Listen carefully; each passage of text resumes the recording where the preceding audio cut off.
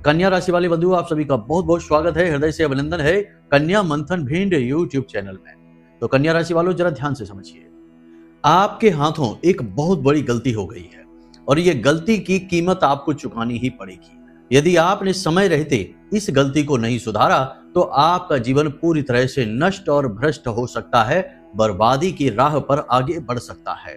अब ऐसा हम क्यों कहते हैं? ऐसा हम इसलिए कह रहे हैं कि आपकी कुंडली में, राशि में जो ग्रहों की स्थितियां हैं वे बेहद विस्फोटक और बेहद नकारात्मक बन रही हैं।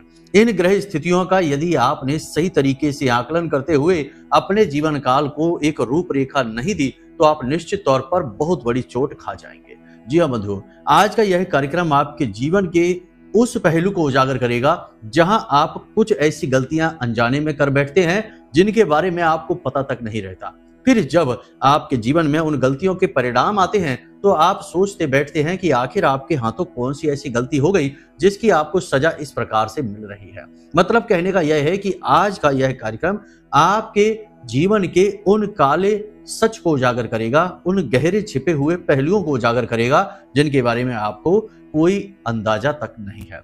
इसी के साथ साथ आज के इस कार्यक्रम में हम आपके ही द्वारा पूछे गए कुछ ऐसे प्रश्नों को भी उठाएंगे और उनके समाधान भी देंगे जो कि एक बड़ी गलतियों को इंगित कर रहे हैं। जैसे कि कुछ लोग ये पूछते हैं कि गुरुजी, आप कहते हैं कि शनिदेव के मंदिर में जहां मूर्ति स्थापित है उस मंदिर में नहीं जाना चाहिए क्योंकि शनिदेव की दृष्टि बकरी होती है। जब शनिदेव की दृष्टि किसी पर पड़ती है या शनिदेव की आंखें किसी के ऊपर पड़ती हैं तो उस व्यक्ति का जीवन वैसे ही बर्बाद हो जाता है, नर्क बन जाता है। तो अब यहाँ पर तो हमने कई बार ये गलती की है कि हम शनिदेव के मंदिर जा जाकर उनको तेल समर्पित करके आए, पूजा करके आए। तो अब ऐसे में इस गलती की भरपाई कैसे होगी? क्या अब हमारे जीवन में परेशानियां शनिदेव की वजह से आएंगी या हमें कुछ राहत मिल सकती है? कोई ऐसी विधि है जिससे छुटकारा मिल सकता है? कुछ लोग जिनको हम कहते हैं कि इस समय और काल पर किसी व्यवसाय की शुरुआत नहीं करना है, उनके प्रश्न आते हैं कि गुरुजी, आपका कार्यक्रम देखने से पहले हमने व्यवसाय शुरू कर लिया, कहीं पर पैसा लगा दिया, तो अब क्या करें? कुछ को कहा कि कर्जा नहीं लेना है तो कहते हैं हमने कर्जा ले लिया। कुछ कहते हैं कि हमने अपने घर में, अपने व्यवसाय में किसी प्रकार का कंस्ट्रक्शन का काम करवा लिया, कोई बड़ा फेरबदल करवा लिया।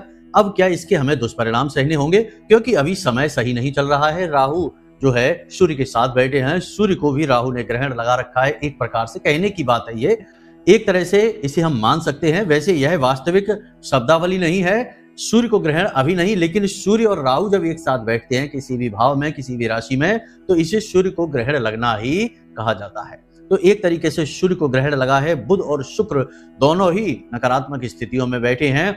इसी के साथ साथ शनि भी इनके साथ बैठ चुके हैं। तो मतलब कहने का यह है कि ये स्थितियां नकारात्मक है। तो ऐसी स्थितियों से अब आपको छुटकारा कब प्राप्त होगा? कब आपके जीवन में राहत आएगी और भगवान की कृपा आएगी और ग्रहों की तरफ से आपको थोड़ी बहुत छूट मिलनी शुरू होगी कि अब आप आगे बढ़ें, जीवन में कुछ करें। कुछ लोग इतने कुतर्की और वितर्की होते हैं कि वे कहते हैं कि इन सब बातों से हमारे ऊपर कोई फर्क नहीं पड़ता है। तो कोई बात नहीं है, फर्क तो पड़ ही रहा है। परेशान तो हो ही, तभी तो इन कार्यक्रमों को देख रहे हो, अपने बारे में कुछ जानना चाहते हो, कहीं से कुछ मिल जाए जिससे जीवन में कुछ ना कुछ परिवर्तन आ जाए। वरना क्या पड़ी है कि कार्यक्रमों को देखना, ज्योतिष के कार्यक्रम देखना और जीवन में कुछ ना कुछ बदलने की कोशिश करना। तो परेशान तो हैं ही, जब तक मानेंगे नहीं तब तक जानेंगे भी नहीं।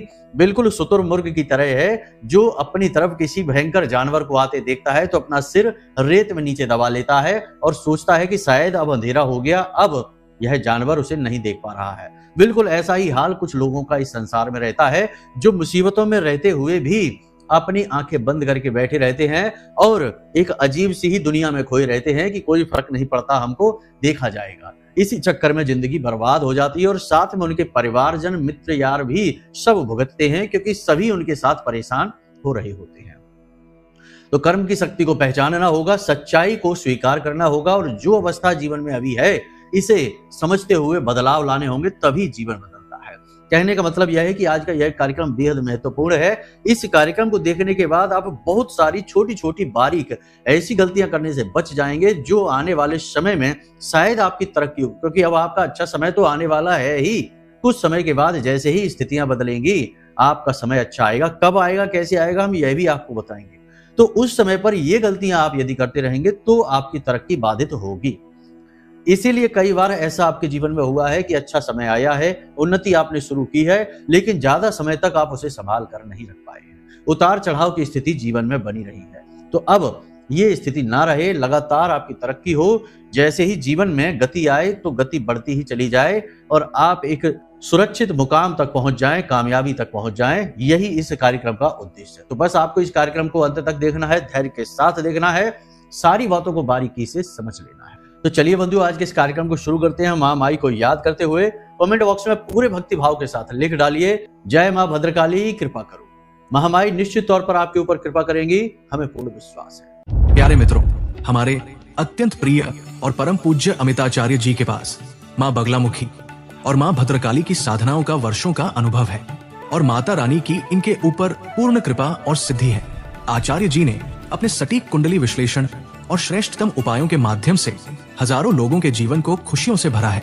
आचार्य जी का कुंडली विश्लेषण और उपाय करवाने का तरीका इतना अद्भुत है कि जीवन के हर एक दुख और कष्ट का कारण जड़ से ही समाप्त हो जाता है। फिर समस्या चाहे जैसी भी हो, कर्जा बहुत बढ़ गया हो, व्यापार चल नहीं रहा हो, बीमारियों में आप बर्बाद हो चुके हो, रिश्तों में प्रेम समाप्त हो चुका हो, या फिर नौकरी ही ना मिल रही हो, विवाह में देरी होती हो, कैसी भी समस्या हो, इन समस्याओं का कारण क्या है, कौन सी महादशा परेशान कर रही है, कौन सा दोष लगा हुआ है, सब कुछ आचार्य जी इतना सटीक बताते हैं कि वर्षों वर्ष के दुख कुछ ही दिनों में समाप्त हो जाते हैं। अगर आपके जीवन में भी कोई ऐसी संकट की घड़ी है तो यही सही समय है जब आप पूज्य आचार्य जी के हाथों से अपनी कुंडली का विश्लेषण करवाएं और वर्षों से चल रहे दुखों और संकटों के इस चक्र से बाहर निकल जाएं। प्यारे मित्रों, अभी वीडियो में दिए गए नंबरों पर फोन करिए और अपनी कुंडली का श्रेष्ठतम आकलन करवा डालिए। जिंदगी बदलने का ये सबसे बड़ा मौका हाथ से मत जाने दीजिएगा। जय माई की, महामाई आपका कल्याण करे। तो अब ध्यान से सुनो। सबसे पहले यह है कि आप लोगों के लगातार प्रश्न ये आ रहे हैं कि गुरुजी, ये जो बुरा समय आ रहा है या चल रहा है अभी, इससे छुटकारा कब प्राप्त होगा, कब जीवन में उन्नति आएगी, कब हमारे जीवन में खुशियों की किरण खिलेगी। तो अब यहाँ पे ध्यान से समझिए। जैसे ही 14 अप्रैल गुजरेगा, यानी 15 अप्रैल से आपके जीवन में खुशियों की शुरुआत हो जाएगी। जो आपका नकारात्मक समय है उसका अंत होने की शुरुआत हो जाएगी। कारण इसका यह है कि सूर्य का गोचर हो जाएगा और सूर्य राहु मुक्त हो जाएगा। मेष राशि यानी प्रथम राशि में सूर्य जैसे ही पहुंचेंगे, जीवन की एक नई शुरुआत होगी। जीवन में एक नई तरक्की, एक नया कदम, नया पहलू आपके जुड़ जाएगा। क्योंकि राशि चक्र की प्रथम राशि होते हुए सूर्य का यह शुभारंभ कहा जा सकता है। एक तरह से कह सकते हैं कि सूर्य की ओर से यह नव वर्ष का शुभारंभ है। तो अब ऐसे में पूरा अवसर आपको मिलेगा कि आपकी तरक्की होगी। आपके दिमाग में विचार आएंगे, उन्नति के विचार आएंगे, बदलाव के विचार आएंगे और कुछ न कुछ करने का, कुछ न कुछ नया विचार, बिजनेस व्यापार करने का, कहीं इन्वेस्ट करने का, तमाम तरीके के विचार आपके जीवन में आने शुरू हो जाएंगे और आपका आत्मविश्वास बढ़ना शुरू हो जाएगा, आत्मबल आपका बढ़ेगा। लेकिन क्या कार्य हैं जो आपको उस समय करने हैं और किन कार्यों से आपको बचना है, ये हम आपको उसी समय पर बताएंगे जब हम कार्यक्रम बनाएंगे। हम तो प्रतिदिन कार्यक्रम लाते रहते हैं आपका मार्गदर्शन करने के लिए। तो तब हम आपको बताएंगे कि उस समय क्या अवस्था बनेगी। अनुकूल अवस्थाएं बनेंगी, यह बात निश्चित है।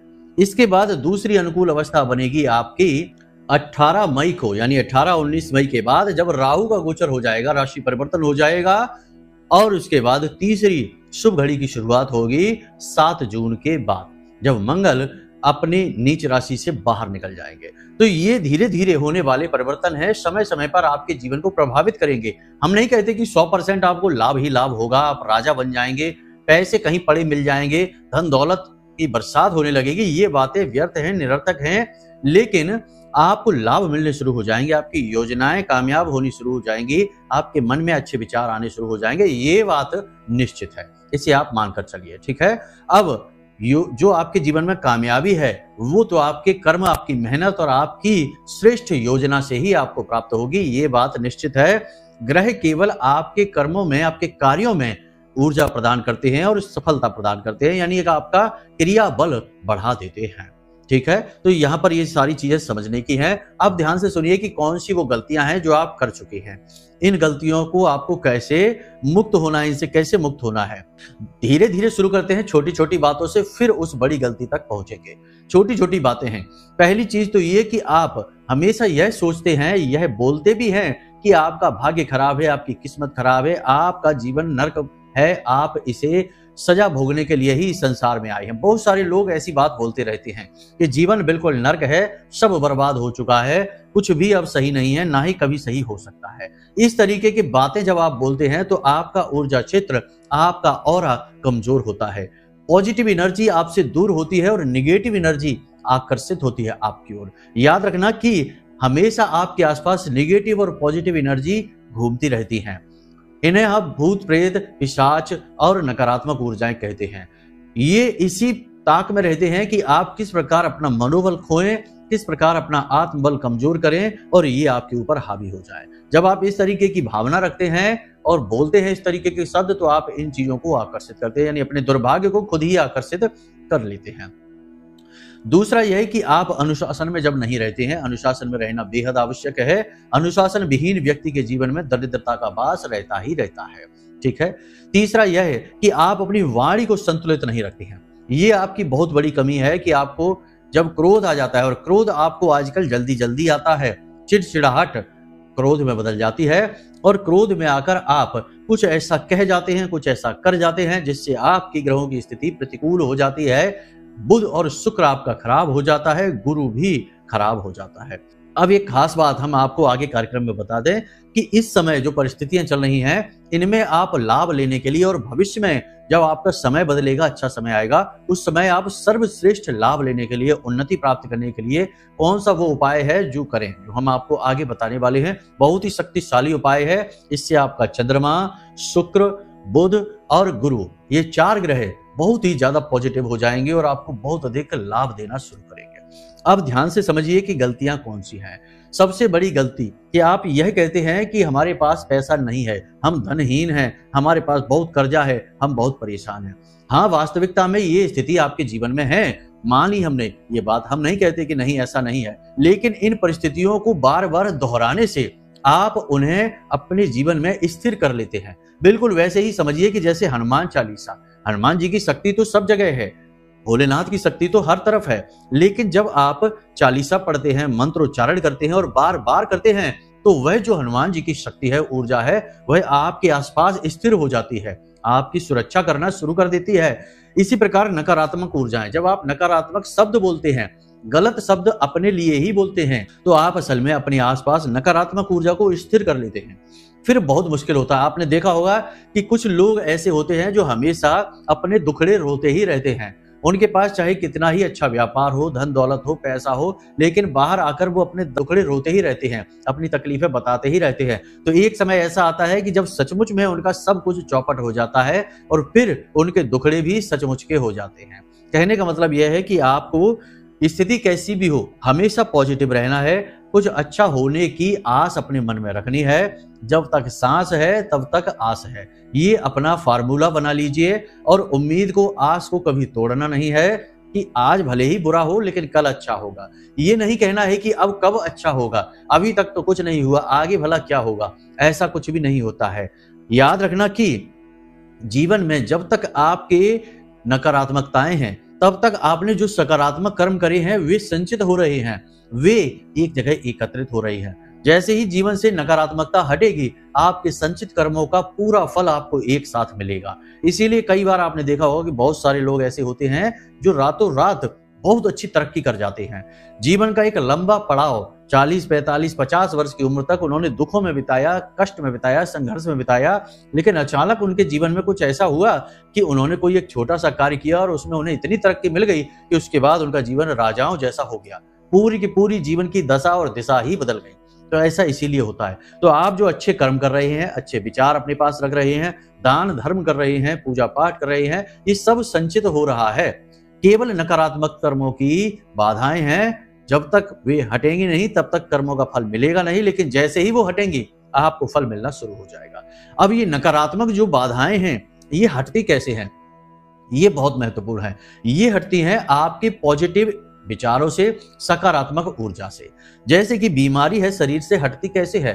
बीमारी की दवाई दे दी जाती है, लेकिन दवाई से ही काम नहीं चलता है, तो एंटीबायोटिक एक और दवाई दे दी जाती है जो बीमारी ठीक करने के लिए नहीं है, लेकिन यह आपके शरीर में ऐसा वातावरण बनाती है कि जो दवाई आप खा रहे हैं वो दवाई अपना ठीक से काम कर लेती है। ठीक वैसे ही आपकी पॉजिटिव सोच, आपके सकारात्मक विचार आपके आसपास नकारात्मक ऊर्जा को कमजोर कर देते हैं और फिर धीरे धीरे यह ऊर्जा पूरी तरह से हट जाती है। तो यही है इसका रहस्य, इसे आपको समझना होगा। अब कुछ लोग कहते हैं कि हमने कुछ गलतियां कर दी, शनिदेव की मूर्ति आपने देख ली या मंदिर में आप चले गए जहां आपने पूजा पाठ कर लिया, तो कोई बात नहीं है, इसकी भरपाई कैसे करेंगे? शनिदेव की दृष्टि आप पर पड़ गई है, अब आपका अनिष्ट होगा, ये बात निश्चित है, क्योंकि उन्हें तो श्राप है वक्री दृष्टि का, तो अब आपका अनिष्ट होगा, ये बात पक्की है। लेकिन अब इसकी भरपाई आप कैसे करेंगे? ऐसा नहीं है, संतुलन बनाया जाता है। जब नकारात्मकता बढ़ जाती है तो सकारात्मकता का संतुलन बढ़ाया जाता है। तो आपको क्या करना है कि मंदिर जाना है 7 से 8 शनिवार, ठीक है? और मंदिर, किसी भी मंदिर जाइए, कोई फर्क नहीं पड़ता है, किसी भी मंदिर जाइए, शनिदेव के मंदिर ना जाकर भोलेनाथ के मंदिर चले जाइए, हनुमान जी के मंदिर चले जाइए। वहां पर आप देखिए कि कोई ऐसा अपाहिज भिखारी यदि आपको दिख जाता है जो बूढ़ा भी है या फिर यूं ही अपाहिज है लेकिन उसकी स्थिति खराब लग रही है, तो उस अपाहिज भिखारी को आप कुछ धन और कुछ अन्न, कुछ नहीं तो एक आध केले या कोई फल दे दीजिए, साथ में थोड़ा सा धन 10-20 रुपए ही दे दीजिए। बस इतना कोशिश करिए कि आपके इस दान से वह मुस्कुराने लगे। तो जब वह मुस्कुराएगा, शनिदेव की जो नकारात्मकता आपकी ओर आ रही होगी वह कट जाएगी। ये बहुत बड़ा सीक्रेट है, लोग नहीं जानते कि कैसे काट की जाए, गलत काम हो गया उसकी। पश्चाताप और किए गए कर्म के खिलाफ प्रतिक्रिया यानी प्रतिकर्म से हम उस कर्म के फल को काट सकते हैं। ये चीजें समझने की होती हैं। इसी प्रकार कुछ लोग ये कहते हैं कि उन्होंने कर्जा ले लिया है, मना करने के बाद भी कि अभी अच्छा समय नहीं है, या फिर प्रॉपर्टी वगैरह ले ली है, तो इसका सबसे अच्छा तोड़ यह है कि यदि पैसे से जुड़ा कोई भी कार्य आपने कर लिया है और निषिद्ध समय में कर लिया है, राहु काल में कर लिया है, तो फिर आपको क्या करना है कि लगभग 7 दिनों तक यानी 1 सप्ताह तक प्रतिदिन मंदिर जाना है और मंदिर के दान पात्र में थोड़ा सा धन यानी 10-5 रुपए, जितनी आपकी सामर्थ्य है उतना दान पात्र में चुपचाप डालकर चले आइए। धन से जुड़ी कितनी भी नकारात्मकता आपके जीवन में हो वह कट जाएगी, धन के सारे कष्ट आपके जीवन से कट जाएंगे और जो भी आपने गलती करी है ग्रहों से जुड़ी हुई, समय और काल से जुड़ी हुई, वे गलतियां आपकी दूर हो जाएंगी, कट जाएंगी, ठीक है? क्योंकि आपने प्रतिकर्म कर दिया। क्योंकि देखिए, ध्यान से समझिए, हमारा हिंदू धर्म जो है वो हर बात का जवाब सही से देता है। हिंदू धर्म में कहा गया है कि हर इंसान को अपनी कमाई का दशांश नहीं कर सकते तो एकांश दान अवश्य करना चाहिए। अब दान करने का विधान क्यों आया कि अपनी कमाई का दान क्यों करें? हमने तो मेहनत से कमाया है भाई, तो हम क्यों दान करें? कुछ लोग कह सकते हैं ऐसा। इसके पीछे यही है विधान कि धन कमाने के लिए लोगों को कभी कभी थोड़े नकारात्मक रास्ते भी चुनने पड़ते हैं, थोड़ा झूठ भी कहना पड़ता है। तो इस प्रकार से यह जो धन है हमारे पास आ रहा है, यह किसी न किसी प्रकार से नेगेटिव एनर्जी को भी लेकर आता है। तो यह हमारा नुकसान ना कर दे, हमारा विनाश ना कर दे, इस वजह से दान का विधान आया कि इसमें से कुछ हिस्सा दान कर दे। तो अब दान करने से क्या होगा? कुछ लोग यहाँ पर कहेंगे कुतर की कि दान करने से क्या होगा, मंदिर को दे दें, इससे क्या फायदा, मंदिर में तो लोग खा जाएंगे इसको, ये करेंगे वो करेंगे। ये हमारा सोचने का क्षेत्र नहीं है, हमें नहीं सोचना चाहिए इस प्रकार से, क्योंकि हर बात को विस्तार से समझना समझाना मुश्किल है। फिर भी हम आपको बता दें कि जो दान पात्र में आपने धन डाला उससे भगवान की सेवा होगी, जो पूजा पाठ की सामग्री है वो आएगी, या कोई भंडारा होगा तो उस भंडारे में गरीबों को भोजन प्राप्त होगा। तो आपका धन एक अच्छे कर्म में प्रयोग हो गया तो वह बहुत सारी पॉजिटिव एनर्जी आपके जीवन में लेकर आएगा। तो जो थोड़ी बहुत नकारात्मकताएं आपके पास आई हैं, वे नकारात्मकताएं भी दब जाएंगी या कट जाएंगी। इसी प्रकार जीवन का संतुलन चलता है, जीवन चलता ही संतुलन पर है। किसी भी चीज की अति खराब हो जाती है, चाहे वह कितनी ही अच्छी से अच्छी चीज क्यों ना हो। अतिशयोक्ति सर्वथा वर्जते, यह शास्त्रों में कहा गया है, तो इसी लिहाज से कहा गया है। तो यहां तक आपने सारी बातें समझ ली। अब ध्यान से सुनिए उस एक गलती के विषय में। गलती के 3 रूप हैं जो हम आपको बताएंगे। पहला यह है कि आपने किसी अपने का, जो आपसे बहुत अधिक प्रेम करता है, उसके दिल को दुखा दिया है। कोई ना कोई एक ऐसी बात कह दी है, कुछ ना कुछ ऐसा कार्य कर दिया है जिसकी वजह से आपका कोई अपना आपसे दुखी हो गया है। यह बहुत ही गलत क्रिया है। इस क्रिया का बहुत ही नकारात्मक परिणाम होता है। हालांकि आपका अपना ही जो है वह आपको दुआ बद्दुआ दे या ना दे, लेकिन इससे आपके बुध, शुक्र और गुरु खराब अवश्य हो जाते हैं। तो ऐसा यदि आपने कर दिया है तो इसके लिए आपको उपाय करना होगा, हम आपको बता देंगे। दूसरा कि मन में पश्चाताप रखिए और हो सके तो उससे क्षमा मांग लीजिए, यह सर्वोत्तम रहेगा। जो आपसे प्रेम करता है वह आपको क्षमा तो कर ही देगा, लेकिन आपका क्षमा भाव उसके मन में आपके प्रति जो नकारात्मकता है उसे समाप्त कर देगा। तो यह बहुत आवश्यक है। दूसरा यह है कि आप देखिए कि आपके दरवाजे से कोई भिखारी, कोई जानवर खाली हाथ तो वापस नहीं लौट गया है, क्योंकि हमें जहां तक आभास हो रहा है ऐसा हुआ है कि पिछले 5 से 7 दिनों में आपके घर के दरवाजे से कोई ना कोई भिखारी वापस अवश्य लौटा है। यदि ऐसा हुआ है, जो खाली हाथ भिखारी गया है या फिर कोई जानवर गया है, तो समझिए कि आपके जीवन में नकारात्मकता आ गई। याद रखना कि जब भी जीवन में समय खराब होता है, यानी कि ग्रहों की स्थितियां प्रतिकूल होती हैं, तो तमाम दिव्य शक्तियां या ग्रहीय शक्तियां आपकी परीक्षा लेने आती हैं। तो ये कर्म आपने कर दिया है गलती से, तो इसकी भरपाई आपको करनी होगी। उपाय क्रिया हम आपको आगे बता रहे हैं। इसी के साथ साथ अपनी वाणी असंतुलित करना, बार बार क्रोध करना, चीजों की तोड़फोड़ करना, लोगों के साथ गलत बर्ताव करना और मादक पदार्थों का सेवन करना, जैसे कि शराब वगैरह का सेवन करना, ये बहुत ही गलत है। आपको इन चीजों से इस समय पर दूर रहना चाहिए, क्योंकि यह हम बार बार कहते हैं कि सूर्य को ग्रहण लगने वाली स्थिति है। इस स्थिति में यदि आप इन कार्यों को करेंगे तो आगे आपका जो अच्छा समय आएगा उसके बारे में आपको पता भी नहीं चलेगा कि कब वह आया और चला गया। यानी आप पहचान ही नहीं कर पाएंगे, आपकी आंखों पर नकारात्मकता का पर्दा चढ़ जाएगा, राहु का पर्दा चढ़ जाएगा, क्योंकि राहु एक मायावी ग्रह है। वह ऐसी ही स्थितियों को चाहता है कि आप ऐसी स्थिति में फंसे, ताकि वह आपके साथ खेल खेलता रहे और आपको परेशान करता रहे। अब आपको बताते हैं श्रेष्ठतम उपाय, जिससे आपका चंद्रमा, आपका बुध, आपका शुक्र और आपका गुरु 4 ग्रह पूर्ण रूप से पॉजिटिव हो जाएंगे।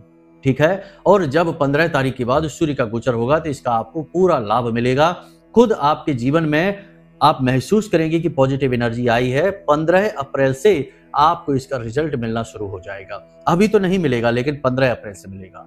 अभी केवल इतना होगा कि जो नकारात्मकताएं होंगी, जो गलत आपके जीवन में घटनाएं होने वाली होंगी, वे रुक जाएंगी। ठीक है। क्या करना है ध्यान से समझिए।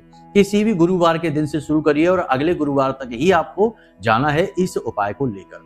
गुरुवार के दिन आपको गाय को हरी हरी घास खिलानी है, ये बात सही है। वैसे बुधवार के दिन घास खिलाने का, लेकिन वह बुध का अकेला उपाय है, लेकिन इस उपाय में बहुत सारे ग्रह जुड़े हुए हैं और गाय जो है वो संपूर्ण ग्रहों को अपने साथ लेकर चलती है, खास तौर से गुरु को। इसलिए ये गुरुवार से उपाय प्रारंभ होता है। तो आपको क्या करना है कि गाय को हरी हरी घास खिलानी ही है। इसी के साथ साथ आपको कुछ आलू लेने हैं। आलू, जो कच्चे आलू बाजार से आते हैं, उन्हें लेकर आना है और उन्हें बीच में से काट लेना है 2 टुकड़ों में, और उन आलूओं पर थोड़ी सी हल्दी लगानी है, जरा जरा सी हल्दी लगानी है, और उन आलूओं को आपको गाय को खिलाना है। कोशिश करें कि 5 से 7 आलू आप गाय को खिला दें। ठीक है। गुरुवार के दिन से इस क्रिया को आप शुरू करें। दिन के किसी भी समय आप इस क्रिया को कर सकते हैं। कोई मंत्रोच्चारण नहीं है, बस साधारण सी क्रिया है। कोशिश आप यह करें कि जब आप गाय को ये खिला रहे हो, यानी आलू खिला रहे हैं और ये घास जो खिला रहे हैं, उस समय आपका मुख ईशान कोण की ओर हो, यानी पूर्व दिशा और उत्तर दिशा के बीचों बीच आपका मुख हो, क्योंकि यह गुरु की दिशा होती है। बस आप इस क्रिया को गुरुवार से लेकर अगले गुरुवार तक करिए। चमत्कार खुद अपने जीवन में महसूस करिए। घटनाएं पॉजिटिव हो जाएंगी, निगेटिविटी दूर हो जाएगी, मन, वाणी और जीवन शुद्ध हो जाएगा। इस बात की गारंटी है। बस एक बात याद रखना कि मन में नकारात्मकता, फिजूल की बातें और कुतर्क और वितर्क लेकर आएंगे तो कुछ भी नहीं मिलेगा। हमारे यहाँ ही नहीं, दुनिया के किसी भी दरबार में चले जाएंगे, भगवान के साक्षात सामने खड़े हो जाएंगे तो उनसे ही प्रमाण पत्र मांगने लगेंगे कि क्या प्रमाण है, क्या प्रूफ है कि आप भगवान हैं, आप कोई बहरूपिया नहीं हैं। तो अगर आप वहम के शिकार हैं, आप अगर किसी से हर बात में प्रमाण ही मांगते रहेंगे, किसी पर विश्वास ही नहीं करेंगे, तो कुछ भी कहीं नहीं मिलेगा। ना कोई उपाय फलित होगा, ना किसी गुरु का ज्ञान फलित होगा, और ना ही जीवन में आपके उद्धार होगा। ठीक है। तो इन बातों को दिमाग में बैठाइए, सच्चे रहिए, सरल बनिए। ठीक है। तुलसीदास बाबा ने श्री रामचरितमानस में क्या लिख दिया है? निर्मल मन जन सो मोहि पावा, मोहि छल छिद्र कपट नहीं भावा। तो ये क्यों कहा गया है? ये इसीलिए कहा गया है कि सरलता बहुत अधिक आवश्यक है। सरलता से समर्पण और समर्पण से कृपा, ईश्वर की भक्ति प्राप्त होती है। तो इन चीजों को समझ लेना है, तभी जीवन में बदलाव संभव है, वरना जो चल रहा है वही चलता रहेगा। भगवान भरोसे। चलिए, उम्मीद करते हैं बंधु आपको सारी बातें समझ में आ गई हैं। अब इन बातों को जीवन में उतारिए, क्रियाओं को जीवन में क्रमबद्ध तरीके से करिए और फिर आपके जीवन फलित होगा, आपकी क्रिया शक्ति बढ़ेगी, आपके कर्म प्रबल होंगे, प्रारब्ध मजबूत हो जाएगा और ईश्वरीय कृपा और ग्रहों की भी शक्ति आपके लिए पॉजिटिव होकर जीवन में शुभ परिणाम लेकर आएगी। तो चलिए बंधु, आज के इस कार्यक्रम को यही विराम देते हैं। हमेशा हंसते रहिए, मुस्कुराते रहिए, सकारात्मक रहिए और महामाई को याद करते रहिए, क्योंकि आपका उद्धार तो वहीं से होना है। तो प्रेम से बोलिए जय माई की। माई हमेशा आपका कल्याण करेंगी। धन्यवाद। हमारे प्रिय और परम पूज्य आचार्य जी ने अपनी साधनाओं के अनुभवों पर आधारित शक्तिशाली उपाय और क्रियाओं के माध्यम से हजारों लोगों के जीवन को पूरी तरह से बदला है। आचार्य जी के द्वारा बताया गया हर एक उपाय इतना सटीक और कारगर होता है कि जो भी इसे पूरे भाव के साथ कर लेता है उसे साक्षात महामाई की कृपा और आशीर्वाद प्राप्त हो जाती है। इसलिए निसंकोच इन उपायों को पूरे भाव के साथ करिए, आपका कल्याण होगा। जय माई की।